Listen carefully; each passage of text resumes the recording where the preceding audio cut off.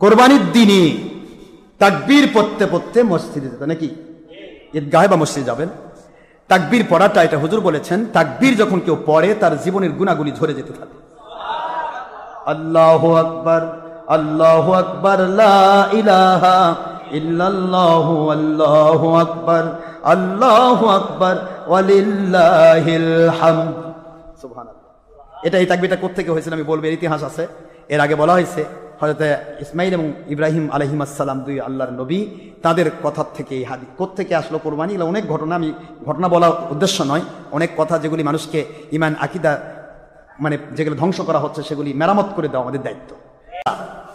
আপনি তাকবীর দিতে আসবেন, ঈদের দিনে গোসল করবেন। হুজুর বলেছেন ঈদের দিনে যে গোসল করলো, জুমার দিনে যে গোসল করলো, নিয়ত করবে যে আমি একজন হক্কানি আলেমের পিছনে নামাজ পড়বো আল্লাহকে সন্তুষ্ট করার জন্য। এই নিয়তে যে গোসল করে, বুখারী মুসলিমে হাদিসে এসেছে, ওই ব্যক্তিটা যেন পরিপূর্ণ জান্নাতের নহরের ভিতরে গোসল করলো। আপনি একদিক দিয়ে আসবেন, যদি রাস্তা আলাদা থাকে আলাদা রাস্তায় যাবেন। হুজুর এটা করতেন, আলাদা রাস্তায় আরেকটা সুন্নাত। অন্যদিন ঈদুল ফিতরে ওটা ব্রেকফাস্টের নাস্তার ঈদ, খাওয়া দাওয়া করে ঈদে যাওয়া সুন্নত। আর এখানে খাওয়া দাওয়া না করে কোনো কিছু না খেয়ে ঈদের মাঠে আসা সুন্নাত। হুজুর পাক সাল্লাল্লাহু আলাইহি ওয়াসাল্লাম কোরবানির গোশত দিয়ে শুরু করতেন। আপনি কোরবানির গোশত যেহেতু আমাদের অনেক সময় দেখা যায় মাগরিবের সময় আসে, হয়তো হচ্ছে না, আপনি অত লাগবে না, আপনি নামাজ পড়ে গিয়েই, কি বোঝা যায়নি?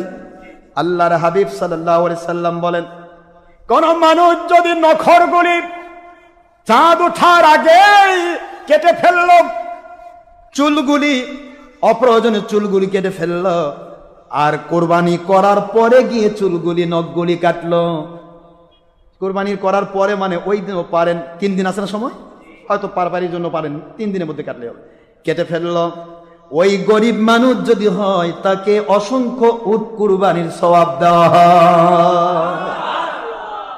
আর ধনী মানুষ হলে তাদের পাওয়ার আরো বাড়িয়ে দেওয়া হয়। এই সুন্নতটা যদি কেউ আদায় করে, হুজুর বলেন হজের এহরামের মানুষ যারা হজ করে, হাজিদের ওই সময়টা নখ কাটা, চুল ফেলা জায়েজ নাই, এহরামের মধ্যে রয়েছে, হেরেমে নিষিদ্ধের মধ্যে রয়েছে।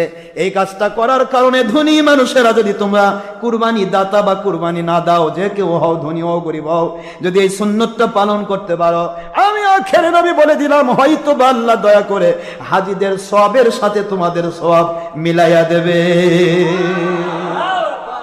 তাকবীরে তাশরিক আগামী কালকে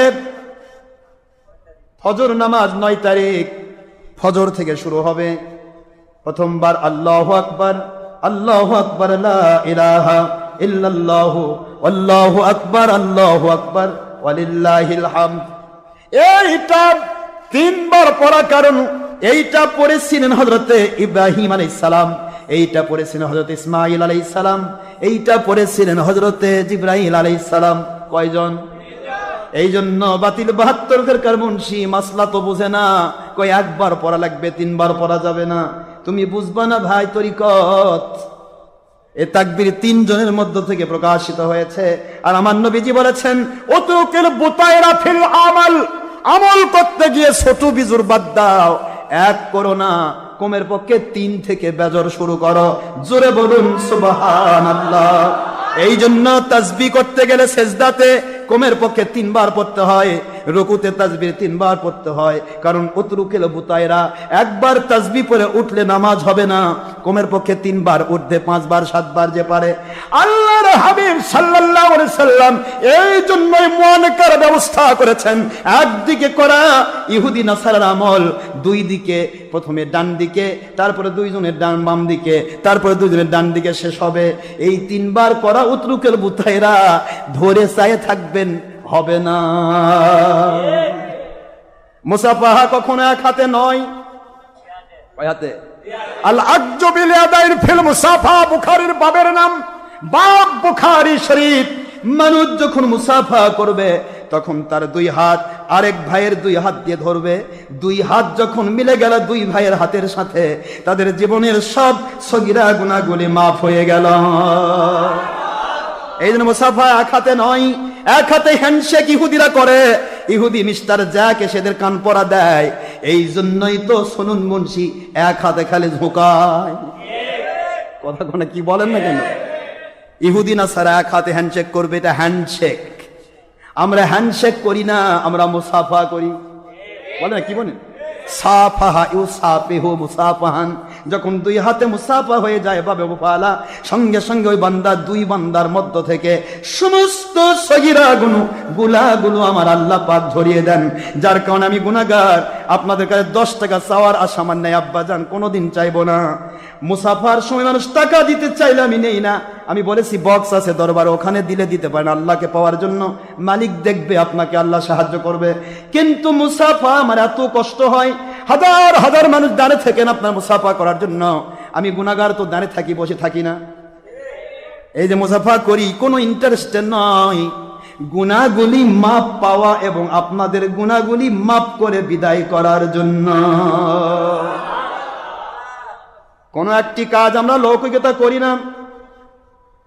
আল্লাহর হাবিব সাল্লাল্লাহু আলাইহি সাল্লামের হাদিস, সালাম যখনই হয়ে যাবে ফরজ নামাজ, ফরজ নামাজের সালাম হয়ে গেল দুই দিকে, প্রথমবার পড়া ওয়াজিব না পড়লে কবিরা গুনাহ হবে। কি হবে?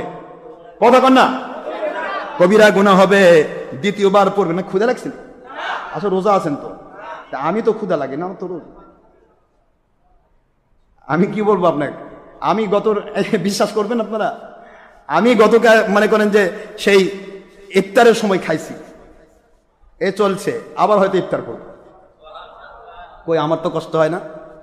এত কথা বললাম, মুখও তো শুকে যায় না? নাকি পেট ভরে খাই আসছি, ঢোকে ডক পানি খাচ্ছি, চা মারতেছে 8-10টা। তা আপনি আমার মালিকের গোলাম, আমার মুরিদ, আপনি এত লড়ভরা হলে চলবে না তো। ক্ষুধা, তৃষ্ণা, নিদ্রা, এগুলি যদি কন্ট্রোল করার ক্ষমতা না থাকে, যে কোনো মুহূর্তে শয়তান আপনার ঈমান কেড়ে নেবে, যে কোনো মুহূর্তে। ইতিহাস আছে, আমি বলবো না, সময় নাই। আসলে কথার মধ্যে কথা বের হয়ে যায়। এক আল্লাহর ওলি বাংলাদেশে, আল্লাহর ওলি পাঠিয়ে দিচ্ছে, কয়েছে বাবা তুমি, কয়েছে হুজুর খাওয়া দাওয়া কি বড়দিন? খাওয়া দাওয়া বড়দিন। পরে দেখা গেল যে এমন অবস্থায় পড়লো সে, তার জীবনের নামাজ, রোজা, হজ, যাকাত সব একটা রুটির বিনিময়ে বিক্রি করে দিল।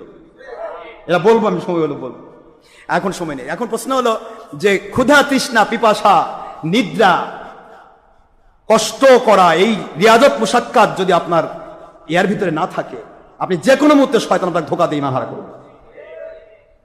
এই জন্য হুজুর পাক সাল্লাল্লাহু আলাইহি ওয়াসাল্লাম ইচ্ছা করলে সোনা ভাঙ্গে ভাঙ্গে খাওয়াতে পারতেন, কিন্তু সাহাবায়ে কেরামকে 5 দিন 7 দিন অনাহারে রাখছে।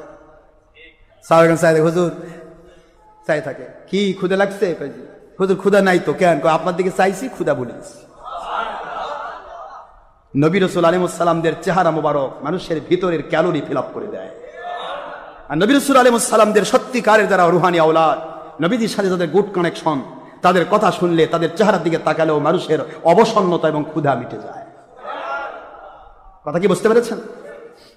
কিন্তু আবু জাহেল অবশ্য হয়নি। হুজুর পাক সাল্লাল্লাহু আলাইহি ওয়াসাল্লাম দেখলে অপার বেশি ক্ষুধা লাগছে, কারণ আবু জাহেল তো নবী সেই দৃষ্টিতে দেখেনি, নাকি বলেন না? আবু জাহেল মার্কা মানুষ যারা, তাদেরকে অস্ত কষ্ট লাগবে।